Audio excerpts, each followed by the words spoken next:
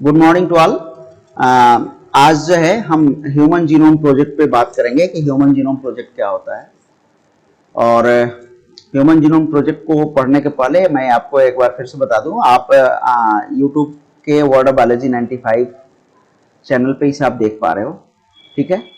और human genome project को जानने से पहले सबसे पहले हमें ये जानना होगा कि जीनोम क्या होता है। जीनोम जो है वो अगर कॉमन वे में समझने की कोशिश करें, मोस्ट कॉमन वे में समझने की कोशिश करें, तो सिंगल सेट ऑफ क्रोमोसोम्स को हम जीनोम कहते हैं। We all are the diploid organisms. तो डिप्लॉयड ऑर्गेनिजम्स के बॉडी में डबल सेट ऑफ क्रोमोसोम्स पाए जाते हैं, यानी क्रोमोसोम्स जो है वो पेयर्स में पाए जाते हैं। जैसे हमारे बॉडी में हर एक सेल में जो है एक्सेप्ट गोनेडियल सेल्स और गैमेट्स 23 पेयर्स ऑफ क्रोमोसोम्स पाए जाते हैं। तो 23 पेयर्स ऑफ क्रोमोसोम्स में फर्स्ट सेट जो 23 क्रोमोसोम्स का होता है वो मदर से आता है, और सेकंड सेट जो होता है 23 क्रोमोसोम्स का वो फादर से आता है। तो ये जो सिंगल सेट है, सिंगल सेट का मतलब क्या हुआ, यहाँ ह्यूमन बॉडी में 23 क्रोमोसोम्स। तो जो 23 क्रोमोसोम्स हैं उनका जो सेट है उसी सेट को हम जीनोम कहते हैं। तो जीनोम जो है वो सिंगल सेट ऑफ क्रोमोसोम है। उसे जो है थोड़ा सा और डेप्थ में समझने की कोशिश करेंगे तो जो है उस कंडीशन में जो है जीनोम जो है वो एक कंप्लीट सेट होता है डीऑक्सीराइबोन्यूक्लिक एसिड का। और डीऑक्सीराइबोन्यूक्लिक एसिड क्या है? एक केमिकल कंपाउंड है जबकि जेनेटिक इंस्ट्रक्शंस को वियर करता है, ठीक है। और ये जेनेटिक इंस्ट्रक्शन जो होती हैं वो हमारे बॉडी में के डेवलपमेंट और बॉडी के ईच एंड एवरी एक्टिविटीज को परफॉर्म करने के लिए जरूरी होती है। तो जीनोम अब आप समझ गए होंगे कि क्या है, सिंगल सेट ऑफ क्रोमोसोम्स। तो सिंगल सेट ऑफ क्रोमोसोम्स जो है जीनोम है, और उसी जीनोम के सीक्वेंसिंग को लेकर के जो है हम बात करेंगे। सबसे पहले हम बातें करेंगे कि HGP यानी ह्यूमन जीनोम प्रोजेक्ट के गोल्स क्या थे।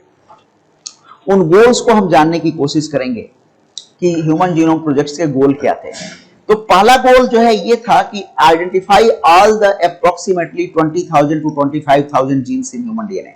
यहाँ पे अप्रोक्सीमेटली टर्म इसलिए दिया गया है क्योंकि before the completion of human genome project हम नहीं जानते थे कि हमारे बॉडी के जीनोम में कितने जीन्स पाए जाते हैं। तो एक एस्टिमेटेड जो है फिगर था जो 20,000 से 30,000 के बीच में माना जाता था। तो ये उसी के बारे में बोल रहा है कि आइडेंटिफाई करना कि जितने भी ह्यूमन जीन्स हैं उनको determine the sequences of the 3 billion chemical base pairs of the make up human DNA. आपको पता है कि जो डीएनए होता है वो डबल स्ट्रैंडेड होता है। और डबल स्ट्रैंडेड का मतलब, मान लो ये एक स्ट्रैंड है और ये एक दूसरा स्ट्रैंड है, और ये दोनों जो है यहाँ पे ये इस तरह से जो है आपस में जो है एक हाइड्रोजन बॉन्ड्स के थ्रू जो है जुड़े हुए होते हैं। और ये हाइड्रोजन बॉन्ड्स के थ्रू जो जुड़ते हैं ये नाइट्रोजनस बेसेस होते हैं। ये नाइट्रोजनस बेसेस होते हैं जो आपस में हाइड्रोजन बॉन्ड्स के थ्रू जुड़ करके बेस पेयर का फॉर्मेशन करते हैं। तो आपको पता है, आपने डीएनए पढ़ा हुआ है, आपने पढ़ा है कि नाइट्रोजनस बेसेस क्या होते हैं और इन नाइट्रोजनस बेसेस का जो है इंपॉर्टेंस क्या होता है, ठीक है। तो इन्हें हमें जानना है और समझना है कि नाइट्रोजनस बेसेस क्या होते हैं और कैसे जो है ये वर्क करते हैं। तो नाइट्रोजनस बेसेस 4 होते हैं जो हमने देखा था, adenine, thymine, guanine and cytosine. और ये नाइट्रोजनस बेसेस जो है शुगर के साथ मिलते हैं, डीऑक्सीराइबोस शुगर के साथ मिलते हैं, और शुगर के साथ मिलकर के जो है वो बनाते हैं क्या, वो बनाते हैं न्यूक्लियोसाइड्स। और ये न्यूक्लियोसाइड जो है फॉस्फेट के साथ जब जुड़ते हैं तब न्यूक्लियोटाइड का फॉर्मेशन होता है। और न्यूक्लियोटाइड्स जो होते हैं वो आपस में फॉस्फोडाइएस्टर बॉन्ड के थ्रू जुड़ते हैं और जुड़ करके एक लॉन्ग चेन का फॉर्मेशन करते हैं। डीएनए जो होता है वो एक हेट्रोपॉलीमर होता है। हेट्रोपॉलीमर क्यों होता है? हेट्रोपॉलीमर इसलिए होता है क्योंकि जो है इसमें न्यूक्लियोटाइड्स अलग अलग होते हैं। किसी न्यूक्लियोटाइड में एडेनिन है, किसी में गुआनिन है, किसी में साइटोसिन है, ठीक है। तो न्यूक्लियोटाइड्स जो होंगे वो सभी के सभी अलग होते हैं, और अलग होने के कारण जो है वो हम जो है डीएनए को हेट्रोपॉलीमर कर सकते हैं।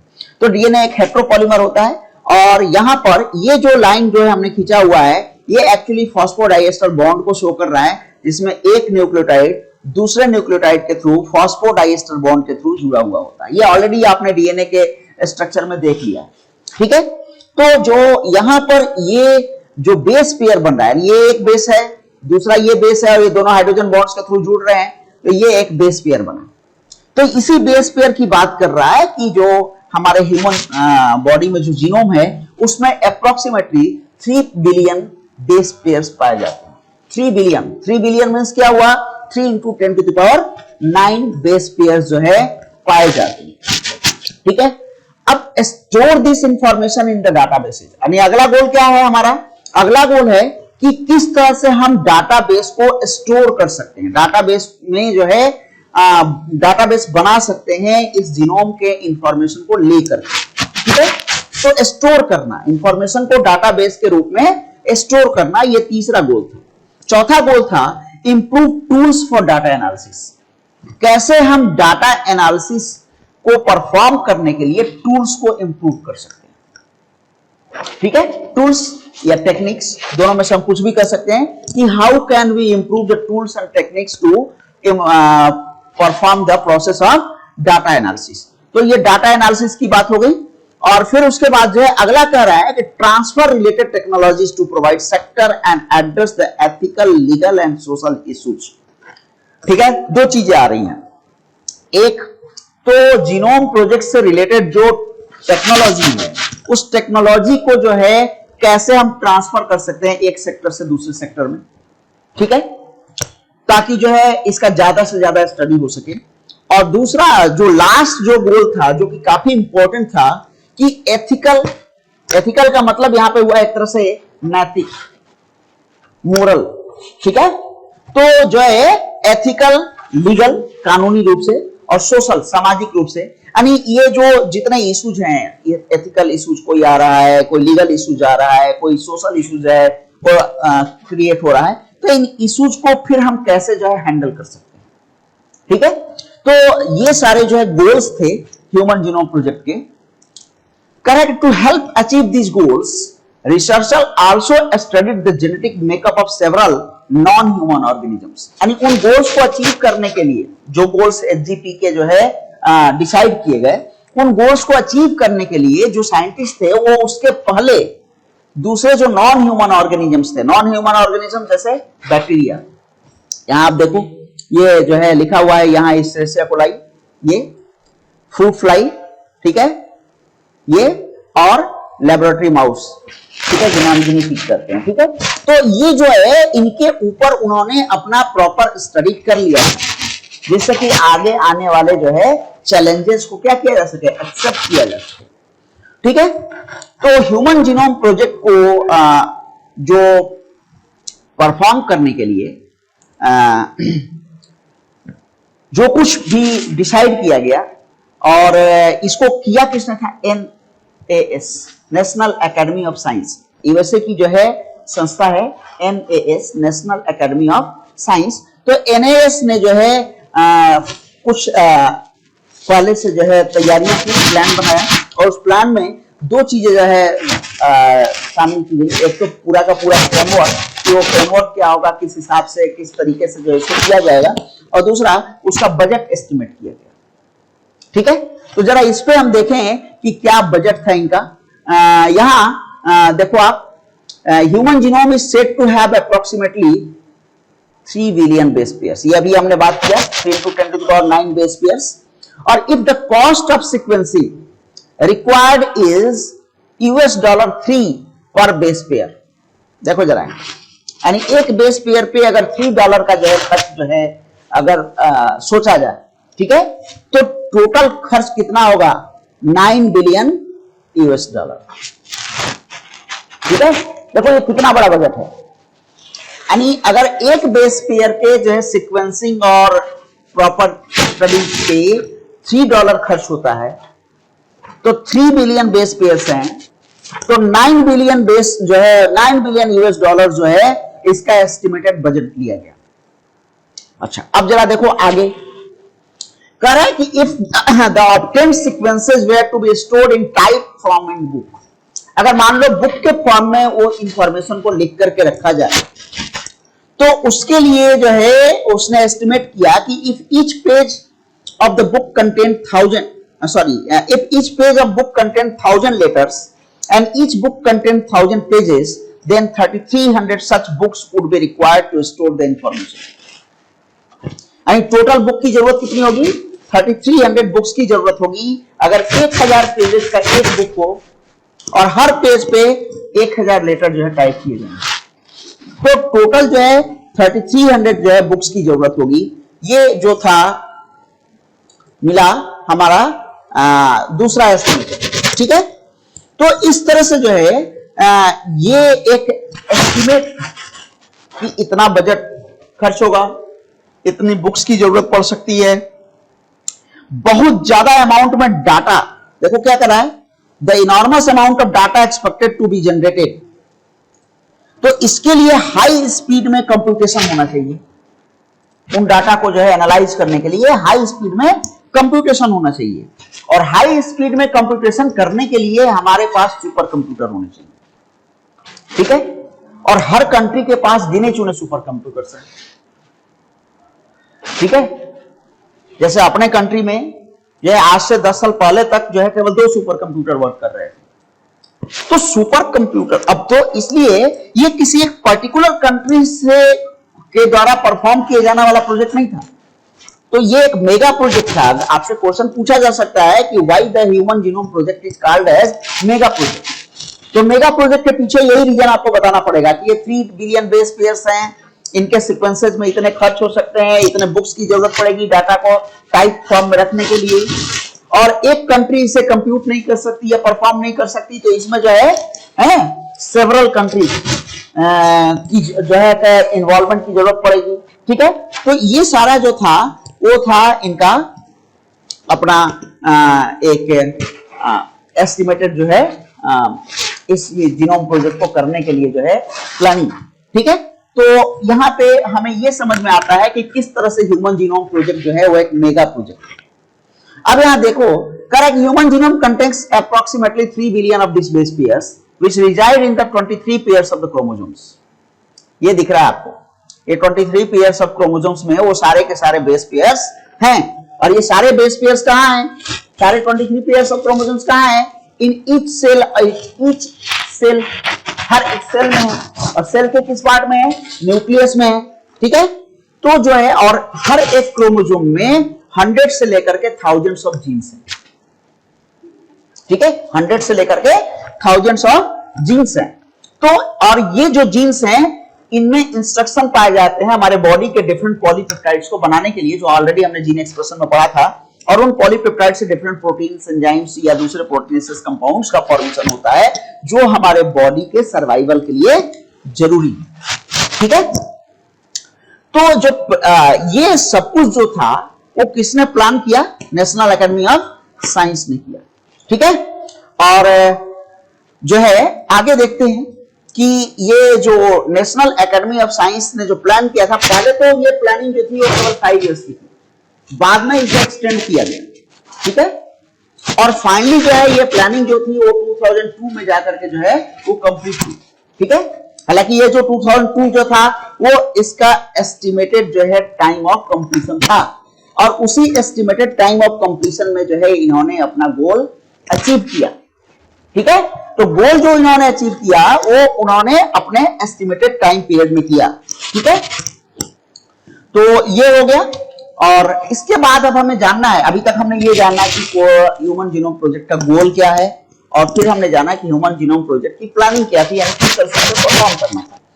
अब जो है आते हैं हम methodology of the human genome project, यानी कैसा मेथड जो है यूटिलाइज किया गया इस ह्यूमन जीनोम प्रोजेक्ट को कंप्लीट करने के लिए।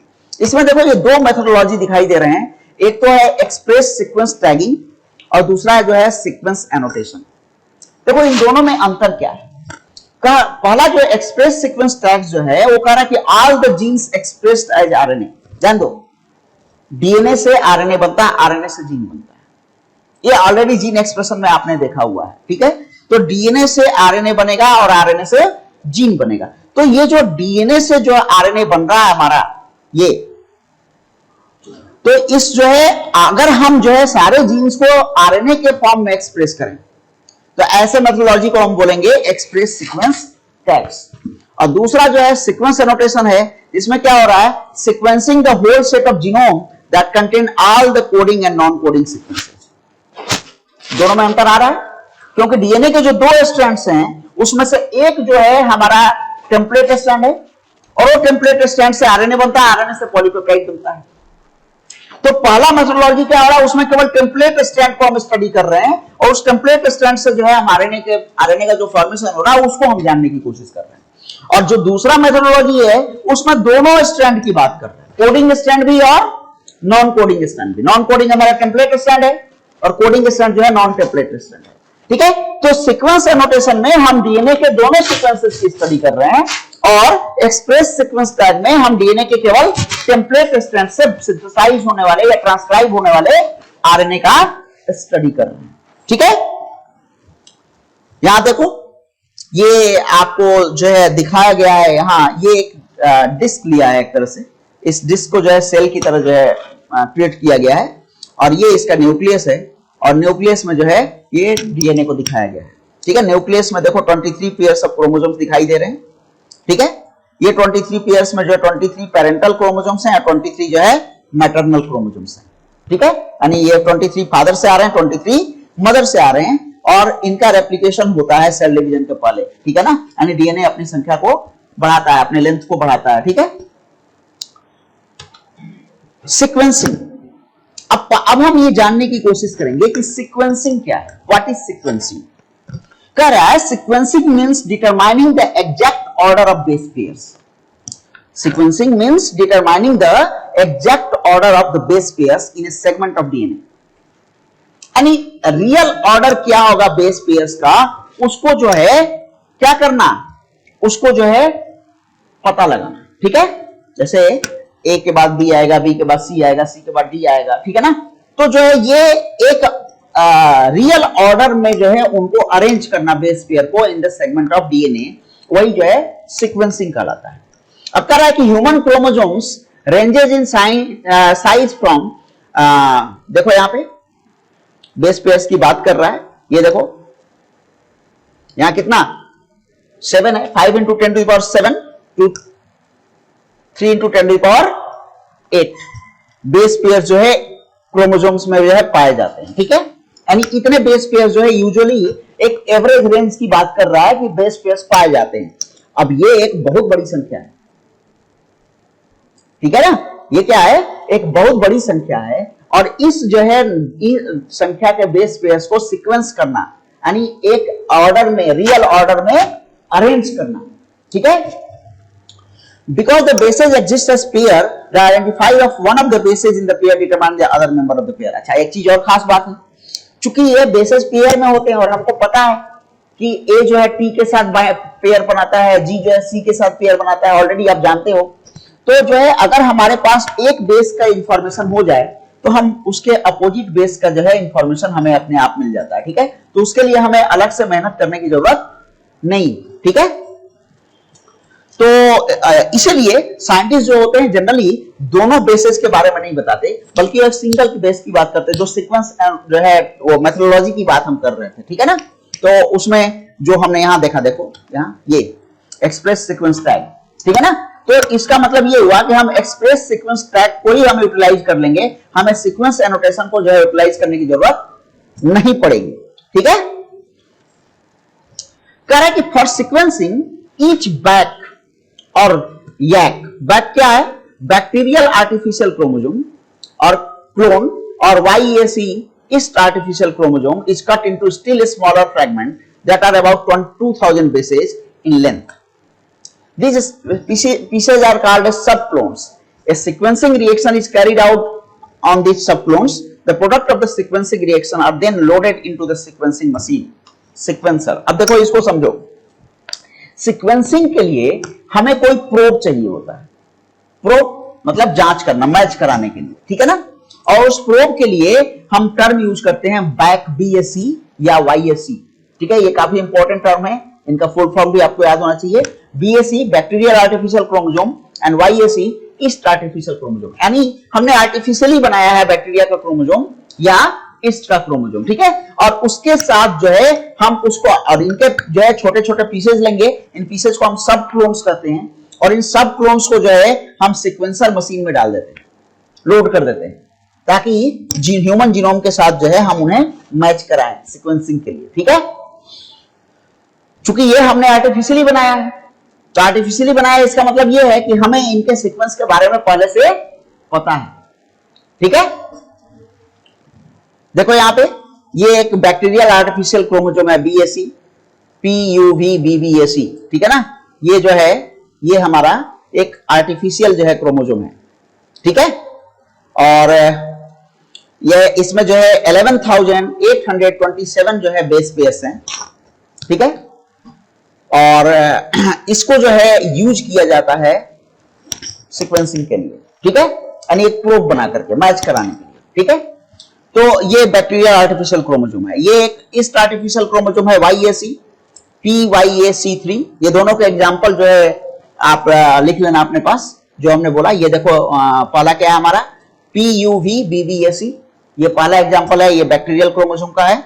और ये दूसरा एग्जांपल है हमारा PYAC3 जो है, ये इसमें जो नंबर ऑफ बेस पेयर्स हैं 11,400 बेस पेयर्स हैं, ठीक है। तो जो है ये दो तरह के जो है आप सीक्वेंसर करते क्या है, the sequencer generates about 500 to 800 base pairs of ATCG from इस सीक्वेंसिंग रिएक्शन। जो मैचिंग होगा BAC और YAC के साथ, उस मैचिंग के थ्रू जो सीक्वेंसिंग रिएक्शन होगा, तो सीक्वेंसिंग रिएक्शन के थ्रू 500 से लेकर के 800 बेस पेयर्स तक जो है वो जनरेट करेंगे। और इन जनरेटेड जो है बेस पेयर्स की सीक्वेंसिंग जो है वो जो है करते चलेंगे, ठीक है। यानी सीक्वेंसर क्या कर रहा है, एक सीक्वेंसिंग रिएक्शन को पॉज कर रहा है, जिसमें हमारे पास पहले से मौजूद जो BAC या YAC है, तो उसके साथ जो है ह्यूमन जीनोम के जो है सीक्वेंसेस को मैच करा रहा है, और मैच करा करके जो है वो असेंबल करने के लिए कंप्यूटर में भेज रहा है, ठीक है। जिससे कि सीक्वेंसेस जो है असेंबल होते जाएंगे, एक के बाद एक, एक के बाद एक के बाद एक, ठीक है। और इस तरह से पूरा सीक्वेंसिंग जो है वो कंप्लीट होता है, ठीक है। तो कह रहा है कि computer then assemble this short sequences into continuous stretches of sequence. Continuous का मतलब क्या है, लगातार, ठीक है ना, एक दूसरे से जुड़ा हुआ, ठीक है। और इस तरह से जो है ह्यूमन DNA का जो है सीक्वेंस जो है वो तैयार होगा, ठीक है। Salient features of human genome project. फिर अगला टॉपिक आ रहा है जो इंपॉर्टेंट है, जो पूछा जाता है, ठीक है। बेसिकली 4 क्वेश्चन इस जो है टॉपिक से पूछे जा सकते हैं। एक तो गोल, दूसरा why is it called as mega project, तीसरा मेथोडोलॉजी जो अभी हमने पीछे बताया, और चौथा ये है salient features of human genome, ठीक है। तो ह्यूमन जीनोम्स की देखो जो पता चला जब after the completion of human genome project, जो पता चला वो ये कि 3164.7 into 10⁶ न्यूक्लियोटाइड बेसेस जो है पाए जाते हैं हमारे जीनोम में। इसको हम ऐसे भी लिख सकते हैं 3.1647 into 10⁹, यानी अगर ये डेसिमल जो है, ये डेसिमल हम यहां पे दे दें यहां, तो ये जो 3 डिजिट्स हैं वो यहां 9 में बदल जाएंगे, ठीक है। तो 3 बिलियन की बात जो हो रही थी, वो अप्रोक्सीमेटली जो बात हो रही थी वो यहां पे बिल्कुल सही साबित हो रहा है, ठीक है। एवरेज जीन कंसिस्ट 3000 बेसेस, यानी एक जीन में एवरेज जो है 3000 बेस पाया जाता है। ध्यान दो, 3000 बेस पाया जाने का मतलब ये नहीं कि हर जीन में पाया जा रहा है, ये एवरेज की बात कर रहा है। जो लॉन्गेस्ट जीन होता है, जो लार्जेस्ट जीन होता है हमारे बॉडी में, वो होता है डिस्ट्रोफिन। और ये जो डिस्ट्रोफिन है, ये इसमें जो है नंबर ऑफ जीन्स होते हैं 2.4 into 10⁶। ये काफी लंबी बड़ी संख्या है, ठीक है, इसके कंपैरिजन में। और टोटल नंबर ऑफ जीन्स जो है वो 30,000 है। ये 99.9% nucleotide bases are same in all people. ये खास चीज है जो DNA फिंगरप्रिंटिंग में काम आएगा, अभी हमें वो भी पढ़ना है। तो 99.9% न्यूक्लियोटाइड बेसेस जो होते हैं वो सारे लोगों में जो है सिमिलर होते हैं। अंतर कितना है, 0.1% का, यानी 0.1% ही लोगों में डिफरेंट होता है, ठीक है। बाकी 99.9% सिमिलर होता है। 50% जीन्स का जो है फंक्शन हमें पता नहीं है, ठीक है। और less than 2% of genome codes for proteins, यानी केवल 2% से भी कम जो है जीन्स ऐसे हैं जो प्रोटीन का फॉर्मेशन करते हैं, यानी स्ट्रक्चरल जीन्स हैं वो, ठीक है। बाकी जो है दूसरे तरह के जीन्स हैं, रेगुलेटर है, प्रमोटर है, ऑपरेटर है, वो जो साइलेंसर है, इनहांसर है, ये अलग अलग तरह के जीन्स होते हैं। ठीक है, तो अलग अलग तरह के जीन्स होते हैं। रिपीटेड सीक्वेंसेस जो है बहुत ज्यादा संख्या में पाए जाते हैं। ठीक है, लार्ज पोर्शन में पाए जाते हैं रिपीटेड सीक्वेंसेस हमारे क्रोमोसोम्स में, जीन्स में। क्रोमोसोम 1 जो होता है उसमें मैक्सिमम जीन है 2968 जीन्स, सबसे बड़ा है, सबसे ज्यादा जीन्स। और क्रोमोसोम Y में जो है 231 जीन है, जो सबसे छोटा जो है क्रोमोसोम होता है हमारा। ठीक है, और 1.4 million single base DNA differences पाए जाते हैं, जिन्हें हम सिंगल न्यूक्लियोटाइड पॉलीमॉर्फिज्म या स्निप्स कहते हैं। इस SNPs को हम प्रोनाउंस करते हैं स्निप्स। SNPs नहीं बोलेंगे, बल्कि हम इसे बोलेंगे स्निप्स। ये क्या है? Single nucleotide polymorphism. यानी जो है हमारे पूरे जीन में, यानी ऐसे जो है 1.4 मिलियन सिंगल बेसेज होते हैं जो कि एक दूसरे से अलग होते हैं।